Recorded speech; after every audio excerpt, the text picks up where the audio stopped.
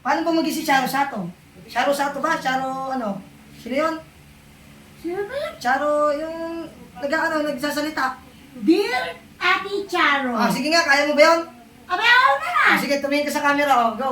O, sige. Ay, yung camera, oh. Paano yun? Magandang umaga po sa inyong lahat. Paano pag gabi? Magandang gabi po sa inyong lahat. Hindi, naisip ko kung paano kung tanghali naman. Oh. Magandang tanghali po sa inyong lahat.